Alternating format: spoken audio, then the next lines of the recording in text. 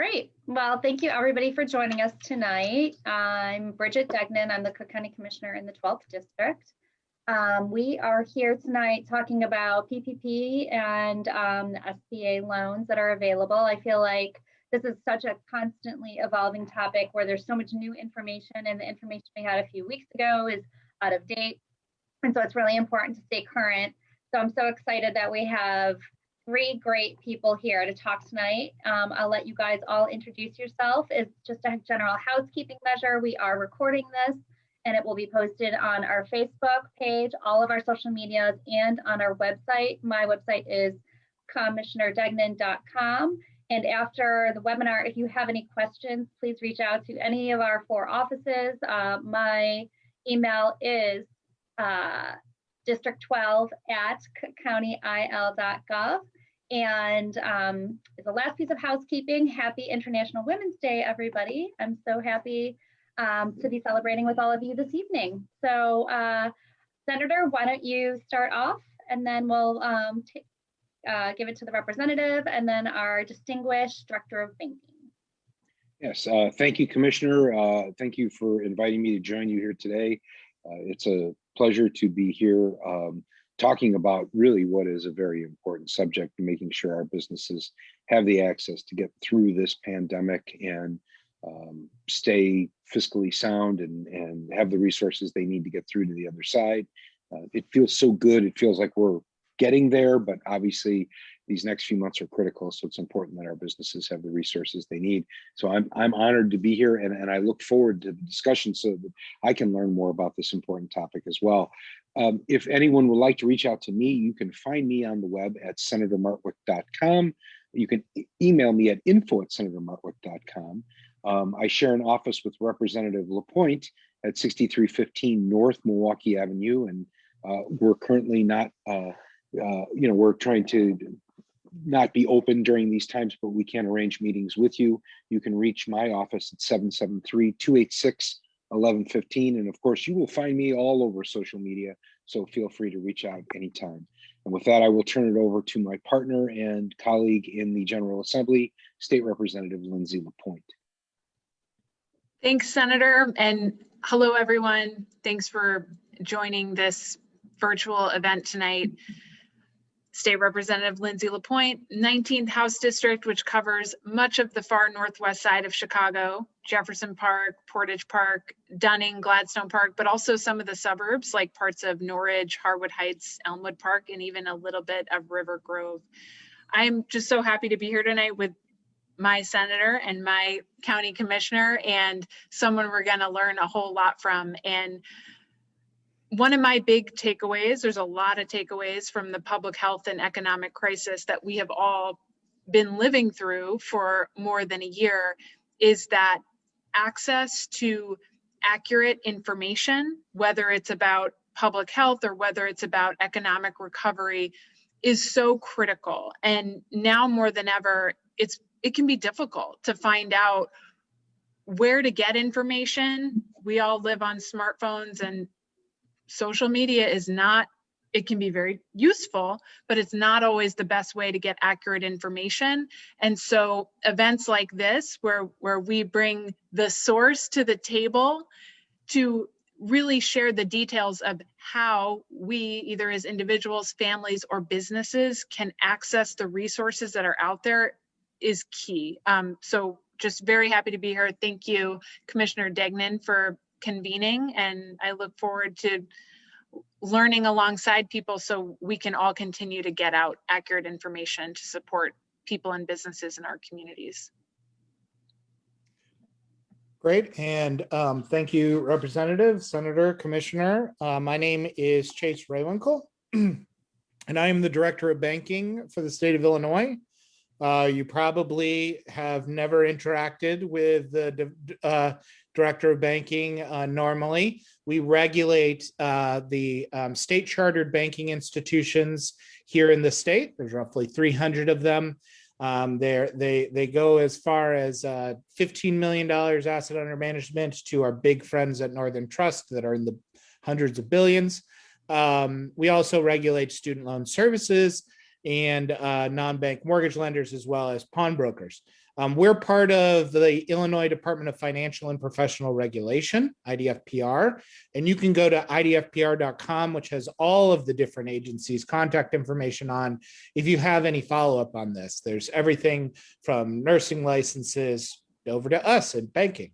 I will state that our office does interact on the licensing side. We do not do the PPP program, but our institutions, our banking institutions, tend to be on the front lines of this PPP program, which has gotten us really focused on this. And we have partnered with the SBA multiple times to provide some information on this program. If you want to look at some of those past webinars, because this is an ongoing evolving program, you can go on to IDFPR under the coronavirus tab that has the help there. And then lastly, I got to give this, as any other state agency, my views and opinions are my own for this this presentation and do not reflect IDFPR or Governor Pritzker from Illinois. But very excited to be here and looking forward to the conversation. Great. Well, I think there's no time like the present to get started.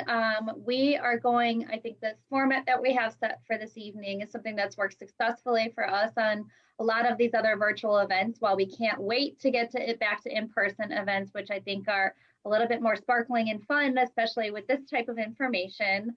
The format we're going to use tonight is a round robin where Representative Lindsay LaPointe will ask several questions, followed by myself, and then followed by, last but not least, Senator Rob Martwick. At the end of the questions that we've received, both from constituents and the general questions that we have already circulated, we will then move to any questions in the chat. So if you have questions that you don't hear answers to, please add them to the chat, and then we will be addressing those as well. So Representative LaPointe, why don't you start us off? Terrific. Thank you, Commissioner. So I'm going to start with a few basic questions to Chase, just to orient us. And we'll start with, how does PPP, which I think a lot of people have just been hearing that, over the last 9 months or so, how does see if I get the acronym right, the Paycheck Protection Program, how does it work? Great question. And I think we should talk a little bit about the history and why it exists where it is. So the PPP program, or Paycheck Protection Program, is a loan forgiveness model program. So and it works through the Small Business Administration. So it's a federal program that was given federal authority through a series of different actions that we can go over in a second to provide assistance immediately to businesses that were suffering during the pandemic. The idea would be that there would be lending that would go out by financial institutions that could be subject to eligible for forgiveness at a later date. And we'll go over all the different details of that later by the SBA. So in theory, you could take it out as a loan to try to pay for some of those items. And we'll go over again what is eligible in the Paycheck Protection Program and what those expenses should be for. But then you could pay it back normally to a financial institution. Most of these were banks, like a normal loan if you felt you could do that. Or you could wait, and the period was you would file for forgiveness before the end of 10 months. And then you could do a forgiveness program which would forgive the loan and therefore allow for additional respite from any items. So I can kind of go over the timeline of how this worked. So in April 16th, the CARES Act passed with a package of PPP loans. That's when that was first created. That money, which was $349 billion, was gone in 2 weeks, which was crazy. So they opened up PPP for a second round of enhancement, $310 billion. That expired on August 8th. And there was actually some remaining money there, but there was various reasons why that existed. And now they're opening again for a third round. And this third round allows for a couple of things that weren't available in the first round. If you, in the first round and the second round, if you took a PPP loan, you couldn't get a second PPP loan. This allows for, and there are slightly differences in eligibility, this allows for a second draw at the PPP loans. So if people are looking for that, that is where this is currently going. And that all expires. The expiration date currently, and here's what I want to be clear about this whole process, the terms and conditions around PPP change. Sometimes it feels like daily. So be very careful when you're in talking to your lender about PPP. Make sure they're talking with the SBA and they're getting the most up-to-date information. Currently, this third round of PPP expires at the end of this month, March, and then we'll get into the forgiveness piece. So that expires on the 31st, and then then we'll see if there's any adjustments or extensions that would have to be through either congressional or some sort of other federal action. Okay, that you are a great explainer, by the way. Thank you. A few follow-up questions, because you mentioned that the deadline for this wave of PPP is the end of March. Can you explain more about the application process? If a business is either getting a first or second PPP loan? Yes. So as I said, there is a difference this time in that the second PPP loan has, you can get a second round draw. Up until this point, there were different dates that started off when people could take first level or second draw, small business versus smaller business versus slightly larger business. We've kind of hit a lot of those dates. So now it's more into the general request. So I'm going to talk about the eligibility. Okay. So eligibility for a first draw PPP loan means you have to have operated as a company before February 15th, 2020. And you can't have more than 500 employees combined with affiliates. There are some slight exceptions there. So make sure you talk to your lender if you feel like you need that for, you meet certain certain guidelines there, but maybe aren't sure. The second draw, it's the same date as before, although theoretically you would have already hit that in your first round PPP, because if you didn't exist before February 15th, 2020, you were already kind of missing out on some items. But you have to demonstrate at least a 25% reduction in your gross receipts. And then you can't have more than 300 combined employees with it. So those are kind of slightly different moves around that. Now you're both working with your a financial institution to provide that assistance.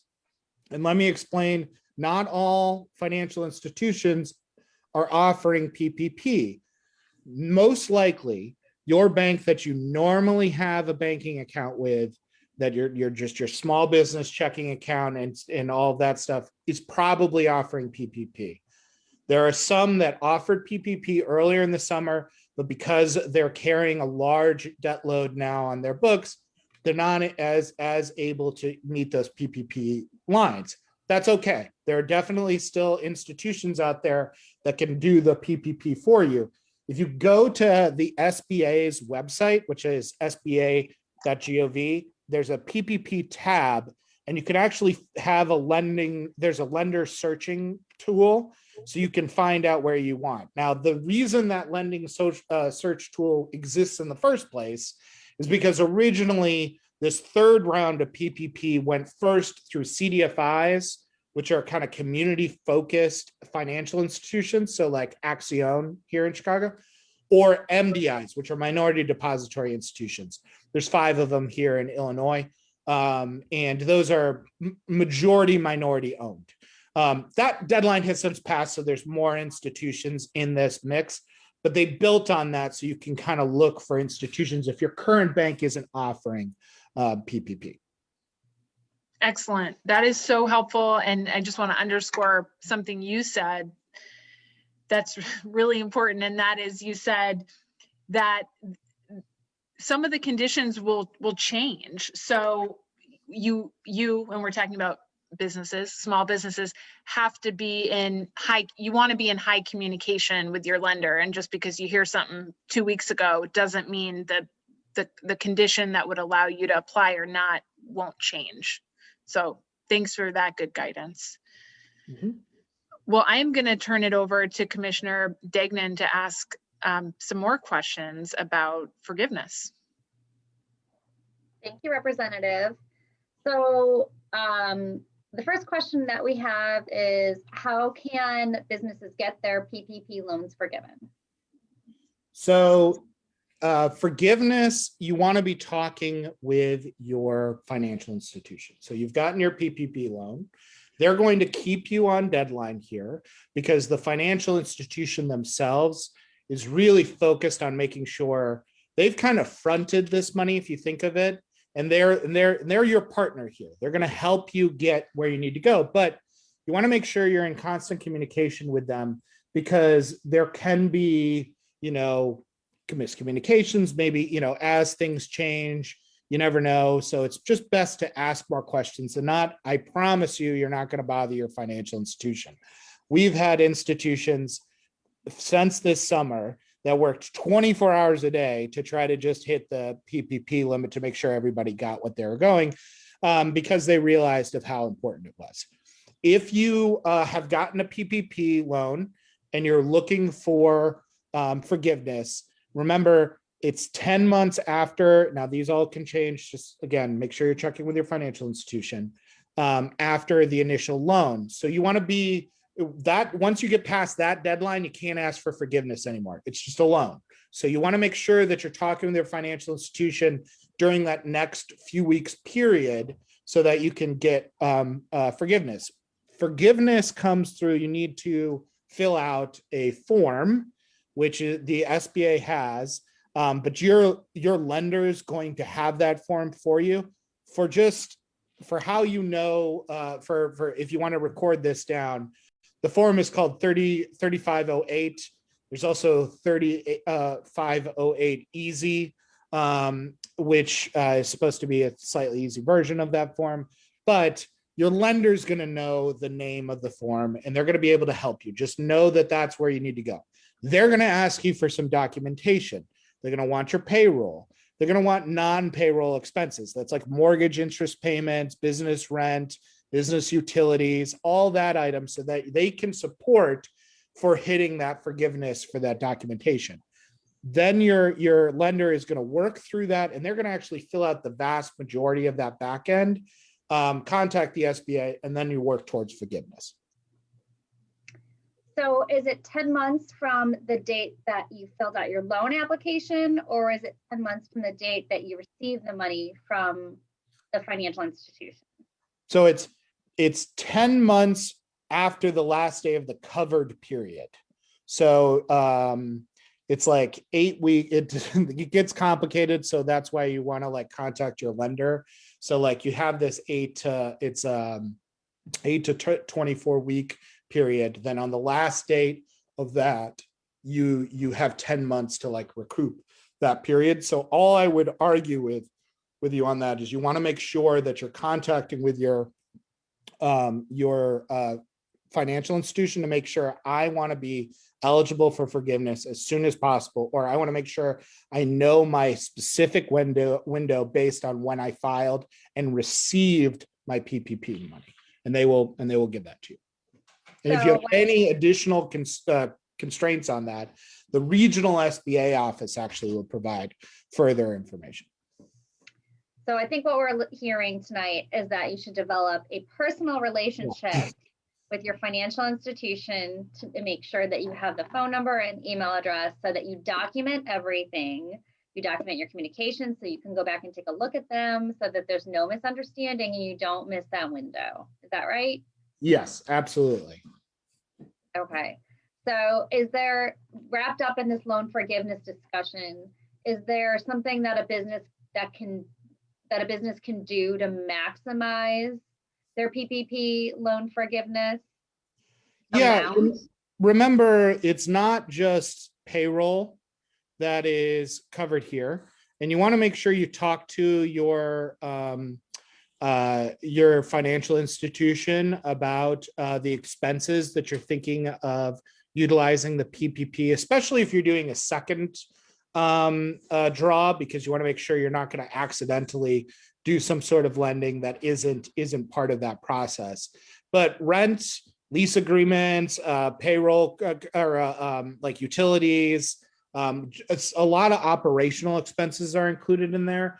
And I know when this first came about in the spring, a lot of people thought, okay, I can only spend it on my employees, which that's fair. And you can certainly do that. It's just there are other expenditures. And if you're really struggling as a business, it's good to talk those out with your lender, because maybe you want to also use it for rent and other items that are creeping up on you, even though you're able to keep your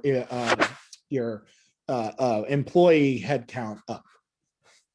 Well, I think that's important because a lot of the small businesses that we've talked to are folks that own their own business, and it's just them and they manage their business. Whether it's a small bookstore and they don't have a lot of employees, they're sole owner business owners, and there's, I think, a lot of concern about how to maximize the potential for them to get that loan forgiveness if they're the only person that they're paying. So I think that's really great advice. And with that, we're going to move over to Senator Martwick to talk about the explanation of the EIDL and ERTC and the IRS involvement in the payment of employees. So Rob, take it away. Thank you, Commissioner. And yes, Chase, I want to ask a few questions about that interaction with these other tools that are available to businesses. So the first one is, can we use that PPP loan and an economic injury disaster loan jointly? So yes, you can. So and this was a long debate throughout the summer, but now we're here at the third round, and they seem to have figured out that you probably want to do both of these. So you should be, now remember, contact your lender as well, because this is another SBA product.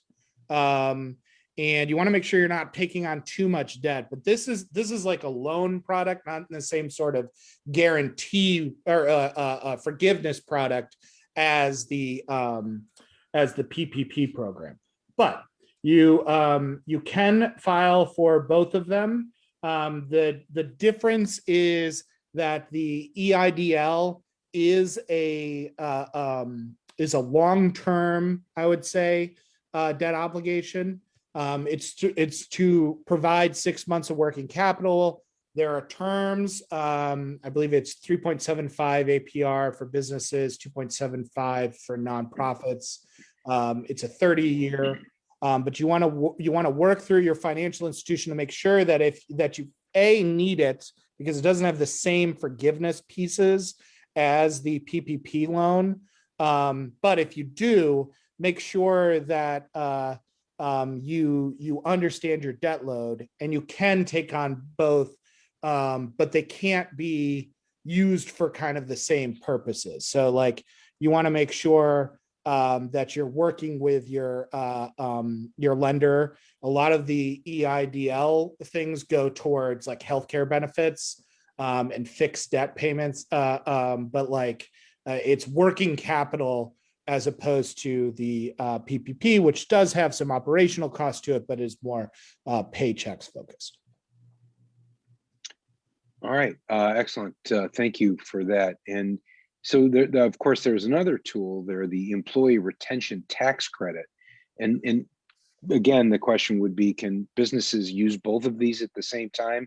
And if so, how do they interact? Okay, so this one is not SBA related, although you'll probably, if you talk to the SBA, they will mention it. You want to go to the IRS website if you want to have a discussion with this, or talk with your CPA. That would be a recommendation I have on this. Originally, you weren't supposed to use them at the same time, but this is like the PPP. This one has been adjusted multiple times. So make sure when you talk to your CPA or you go to the IRS website, you have the most recent information at the top. This is a tax credit, and eligible employers, and there's a long list of eligibility. It's a refundable tax credit against the employer share of Social Security equal to 70% of the qualified wages that they pay to employees after December 31st, 2020 through June 30th, 2021. So qualified wages are limited to $10,000 per employee per calendar quarter of 2021. So then the max ERC amount available is $7,000 per employee per calendar quarter, for a total of $14,000 in 2021, because there's the 2 quarters there. Under a specific subject section of the Taxpayer Certainty Disaster Tax Relief Act of 2020, which is the one passed in December, an employer that is eligible for the employee retention credit can claim the ERC even if the employer has received the Paychecks Protection Program. They can claim the ERC on any qualified wages that are not counted as payroll costs in obtaining the PPP loan forgiveness. So you got to keep those separated. So my advice on this, because it gets complicated when you're working on the PPP side with the tax credit, is you should be talking with your financial institution, but you should also very much be talking with your CPA, because they're going to have a more holistic understanding of your finances, and they can make the decision on what should be covered on either side. I don't recommend an individual try to go do this on their own without talking to a tax professional and checking with their lender. I know that's not fun. You have to do a lot of different calls and things. It's just one of those things that because you have this tax piece plus the PPP, and rules have changed since the summer to now, I want to make sure that your accountant is very clear on why you'd be taking the employee retention credit. All right, interesting. So obviously a lot of be careful, proceed cautiously, but it sounds like it has the potential to provide a substantial amount of relief. So certainly something worth exploring anyway, but just make sure you're talking to the pros. So Chase, does the IRS, do they tax the PPP loans? Okay, so let's talk about round 3, because that's what we're dealing with right now. So round 3 of the PPP loans will not be included in a company's taxable income. So if your loan is forgiven, the expenses paid with the proceeds of your loan will be tax deductible. That applied to the existing and previous PPP, but that's kind of relatively defined in this new round. So it's backward looking, but just know that that's relatively new with the 3rd round. Also, any income tax basis increase that result from your PPP loan will remain even if the PPP loan is eventually forgiven. So if there's some like threshold changes with your taxes that could impact you, I would just talk to your accountant before making, again, like when you're doing with the tax credit, just make sure that you're not going to rub up against some sort of threshold depending on what type of business you are. Okay, and then so I guess that will dovetail into my last question, which is how should businesses pay their employees? Should they be, how do they use these the PPP funds in order to do this? Should they be opening another banking account to track the funds, or is it okay to just accept them and intermix them with your other funds and pay for them generally? So I'm not going to give a specific financial advice. I'm going to kind of, and I know I'm kind of waving around the question, but I'll tell why you might want to separate into a separate business account, or you decided to keep it intermingled. a lot of financial institution or a lot of businesses that have one business account keep everything in one pot that they can easily transfer over to their accountant to make sure that they're doing kind of just the general books of the business, and therefore don't like the idea of having multiple accounts, multiple draws with one bank, that sort of thing. And that's fine. A lot of businesses are doing that through one system, including their PPP. Some businesses have decided to just open up an account specifically for PPP. And I'm not saying that's right or wrong. What I'm saying is the reason they do that is it's very easy to track specifically what transactions are happening from that account to what purchases. So to answer your first question, should I use PPP? Like, how should I pay my employees? Well, PPP is designed to help you pay your employees. So if you're utilizing that expense from a separated bank account, and it's very clear that that's going into employee account costs, when it comes time for forgiveness, all of those are on one bank statement, essentially from one account. You don't have to kind of justify, well, I didn't use PPP here, but I did here, and that you can certainly do it that way. But a lot of businesses have found it easier. You have one account, everything on that statement should be PPP eligible. Give it to the accountant, give it to the lender. Here's all of that information. So, you can choose whatever you want. A lot of very organized people like it all in one account, and that's totally fine. But if that's not for you, your bank should be able, or your credit union should be able to separate it so you can keep track of those expenses. All right. Well, thank you. That's very good advice, and appreciate the explanations on those. It sounds like there's really some great opportunities for businesses here. And so with that, I'll turn it back to Commissioner Degnan and to the next step in the program. Thanks, Senator Martwick. Just as a follow-up, we did have a couple additional questions. One of those was, if I haven't used all the funds for my first PPP loan, can I apply for this round? You should talk to your lender because there are some potential implications on taxes there. Remember, the second draw, you have to show a reduction as part of the eligibility. And you not drawing on some of the PPP could cause some eligibility concerns later when you're looking for forgiveness. It doesn't mean that you wouldn't qualify. You should just very carefully talk to your lender and have a clear, defined justification of why you haven't pulled that remaining. Okay. And there are reasons for it. It's just make sure you talk to your lender. I think the overarching thing is talk to your lender when you're having a question about some of these. Be best friends with your lender. Got it. If I'm an owner of a small business, I'm using Chase Bank. Am I better off going through the SBA tool at Chase or choosing a smaller bank to apply for the PPP loan? And does the amount you get approved for vary by lender?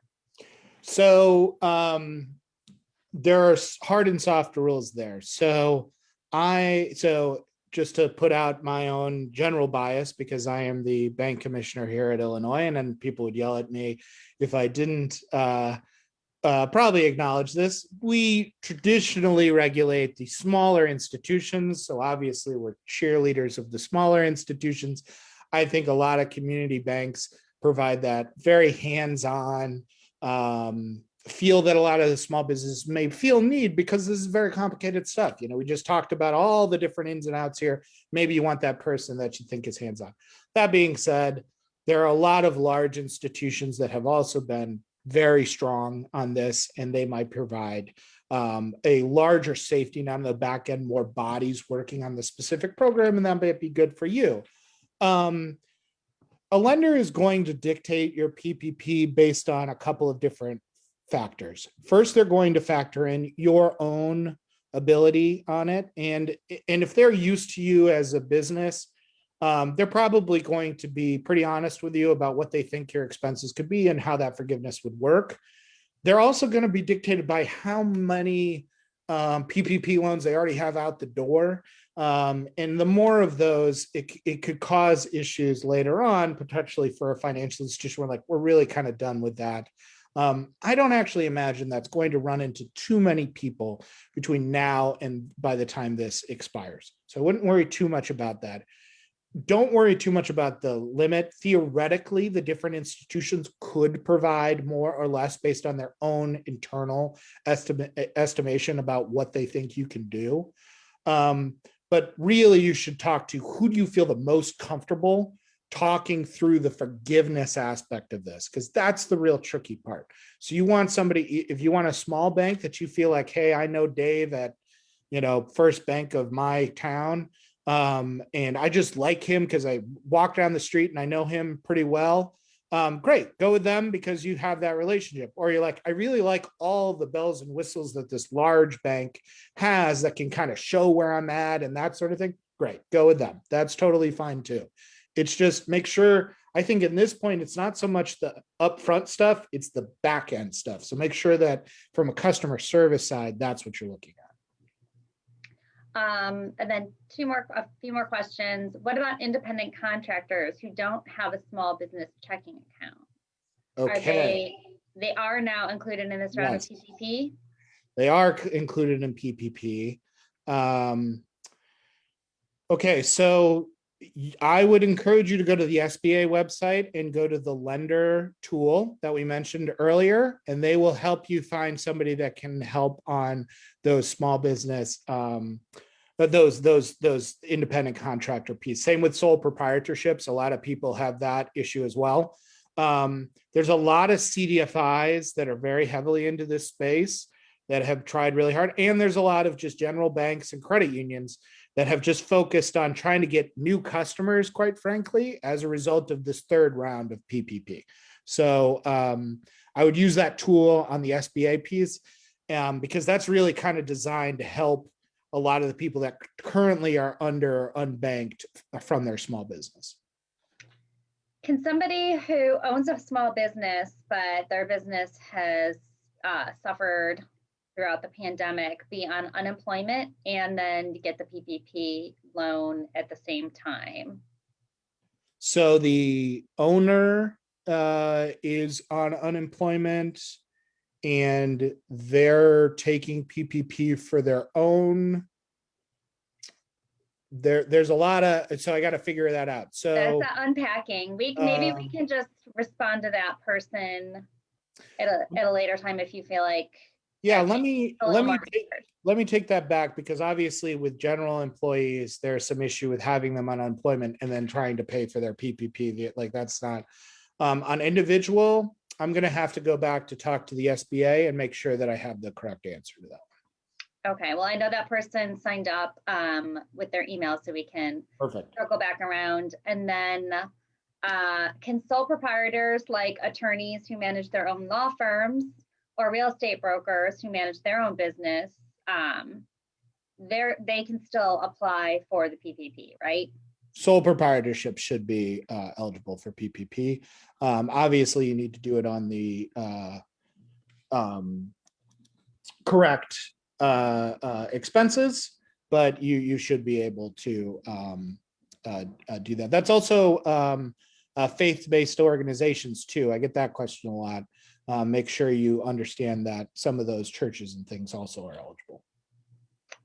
And then another person said they've heard that some of the businesses have applied to multiple lenders at the same time to see who comes through the fastest. They wanted to know if that is allowed or recommended. That gets into a sticky question. I have heard that as well. Just know when you're doing multiple looks at credit, that can sometimes impact your credit score. A lot of these are not hard draws on your credit though, so you can make that determination on as well. I probably don't feel comfortable in giving you advice on whether or not that's the best way to do it. I do know that that's something that some people have done and have been successful at. So I think you should research your financial institutions to really know if that's the best way forward. Great. Well, I think that exhausts the questions that I saw in the chat for the county. And then I was hoping that maybe Representative LaPointe and Senator Markwick could give some information if they feel comfortable sharing. The county has something called Next Street as a partnership that we've engaged with. And Next Street's basically this mission-driven firm dedicated to helping small businesses in our community. We first started to partner with them in 2018 to find a way to connect small businesses to consumers and connect small businesses with services. So we re-upped that partnership in 2020 as a result of Corona. And the county is offering free one-on-one counseling to businesses in the suburbs and Chicago through its Next Street partners. I'll put the link in the chat box, but you can also email me at district12@cookcountyil.gov and I can send you the link on that. There is the cookcountysmallbiz.org. I'll say that again, cookcountysmallbiz.org. And that includes a list of all available county resources for small businesses. I can drop that into the chat box as well. But in connection with those, if you need help in promoting your business online, if you need to figure out more about PPP or other types of loans or services from the feds or the state, we can connect you to some of those resources.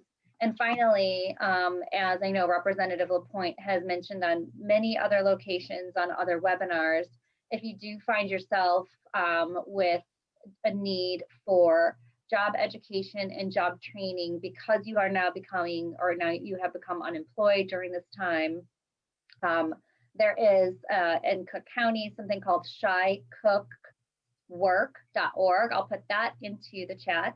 But that is a job training and placement program where you can find support and help to get education on new jobs and placement for jobs that have employers that are looking for employees to connect you two together. So that is a great resource from the county. As always, me personally in my office is always here to support you, constituent or not. You don't have to live in my district in order for me to help you. And so I'll turn now to Representative LaPointe and then Representative Martwick if they have some, discussion on support from the state apart from our excellent work by our Director of Banking, Chase Raywinkle. Great. And actually, Chase, I wanted to flip back and get one more question answered. And that is a question about churches or faith-based organizations that you mentioned at the end, because I think many of us were really taking in your excellent presentation and answers through the lens of small businesses. And so I was paying attention the whole time, but I extra paid attention when you said churches and faith-based organizations.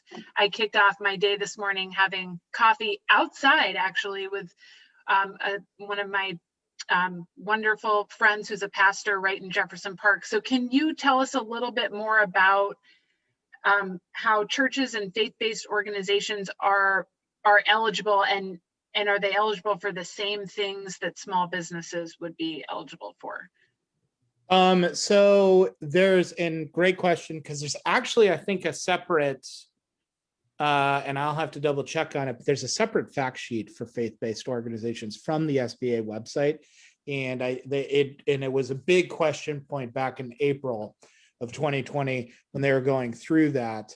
They are eligible. They're also eligible for the EIDL loan. So the SBA had carved it out. There are some limitations on the coverage of non-payroll employees, and it's just slipping on the top of my tongue right now. I think it's limited just slightly in terms of coverage, but the SBA actually has an entire fact sheet, I believe, on faith-based organizations and churches because of the demand. Originally, they were not going to be included, but then they were pulled in at the last moment with the SBA. Terrific. That's super helpful. And we'll make sure we find that fact sheet that you're talking about and share it as we share resources as a follow-up to this event. Before I turn it over to my senator, since we're sort of recapping resources here, I will just acknowledge that it can be hard for individuals, families, and businesses to keep track of all the resources that are out there.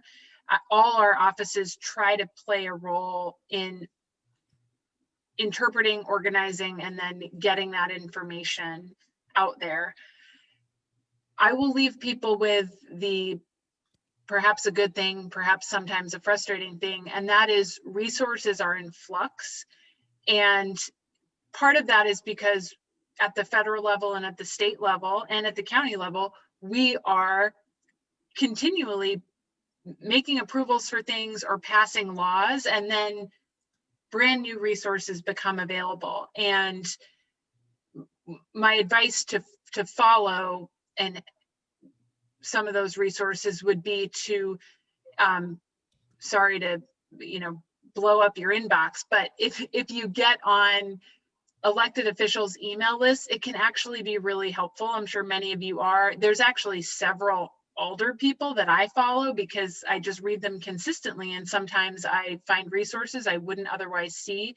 And seeing things more than once because we're living in information overload times can be helpful as well. And I'll just give you one kind of quick example that is less related to businesses and more related to families and communities. And that is rental assistance for families that are struggling with paying their rent. We've always had some level of that throughout the pandemic, but there have been waves that have come through our various federal stimulus bills. And the stimulus bill that we passed at the very end of December, that rental assistance money for Illinois is not even out the door yet. We know there's a huge need. Not quite out the door, it's getting out the door soon.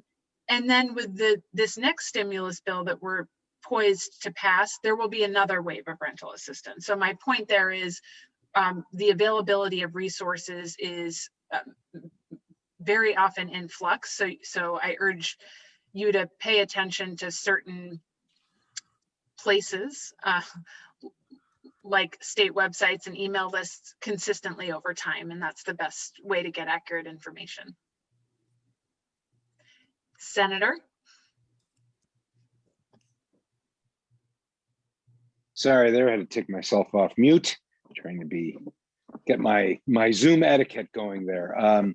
So I at this point, I really don't have a whole lot to add, except that, the challenge in government, as long as I've been around it, is that government seeks to provide these programs, but our ability to communicate them to everyone is always a challenge. We don't have the resources to communicate everything we need to communicate to the people who need to hear it. And so I thank everyone for joining us on this.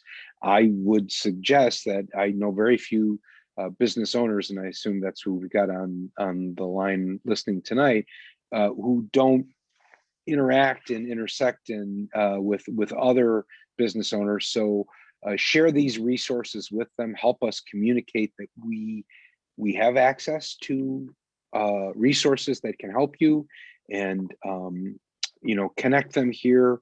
We've got some information for you here today that I think is very beneficial, and make sure that if you know other businesses that are struggling, you help us, because we just don't have that ability to communicate to the extent that we would like to, or really even really need to. So, but reach out to those resources. Again, as the stimulus package looks like it's going to be passed through Congress. At $1.9 trillion is going to make their way through our states, and that could very well create other opportunities. So stay tuned, stay informed, connect with your Illinois and your county and your city government officials, and make sure that you're aware of what's going on. And so to that extent, I want to again thank Commissioner Degnan for hosting this and allowing us to join you. And thank you to my good friend Chase for joining us and giving us the expertise that we need for our business owners. It's really been it's been a great experience for me, and I already know I'm compiling a list of businesses that I know that I'm going to reach out to personally and try and get them to take advantage of this. And I think that if I could just real quickly, first, I did pass that fact sheet in the chat on the faith-based organization, so please take a look at that. But I also wanted to, since you mentioned the stimulus stuff, here on the state level, and then sometimes people are really struggling here, even with the check side. During this process, we've had 2 rounds of these stimulus checks that have gone out. And my office has worked with large banks to make sure for those people that don't have a bank account and need that check, didn't have to go to a place that might have to charge them to cash that check because they don't have a bank account. Call these unbanked individuals, they have to go to a check cashing place and pay a percentage. We thought that was obviously ridiculous during this time period where people really need that money. So in the summer, we negotiated free checking for a few banks. In this last round, we negotiated for slightly more banks, and I'll give you those banks right now, because if this goes through like we say it will, I imagine that these same institutions would be willing to step up, and I encourage people, if they're really struggling, to contact them if they don't have a bank account. And those banks were Bank of America, First Midwest, Fifth Third, Huntington, Wells Fargo, JP Morgan Chase, and US Bank. Again, that is for individuals that might not have a bank account, that really can't afford having to cash their check and paying a little piece of that when every dollar matters. Those institutions during this entire crisis have provided free checking to non-customers. And if you have any other questions on that, please go to idfpr.com and follow our contact information, and we can try to find if there is a bank near you that can help you out. Can't promise it'll work every time, but we're committed to trying to help you out as much as possible. Well, thank you very much, Chase, for being here tonight. You've done an excellent job explaining a really complex and layered issue to everybody. So we're grateful for your time and presence. Thank you to Senator Rob Martwick for being here and being present, as well as you, Representative LaPointe. And thank you to all the participants and people that are watching this. I can't stress enough, as Senator Martwick mentioned, that we do have great opportunities at the county, at the city, and at the state level of government to serve you. But really the hurdle for us is getting that information out. And while tonight's webinar is about COVID, we do have so many other types of programs and outreach efforts that we can get in touch with you about and support and help you with. We all have passion projects that we like to engage in, and mine personally is the environment, and we have so many other things. So please follow us on social media. That is a great opportunity to get to know what our next webinar will be about, or where else we'll be and what else we're doing in our wards, districts, and offices. So please do that, and thank you so much. And we'll see you next time, everyone. Thanks for having us. Thanks. Bye.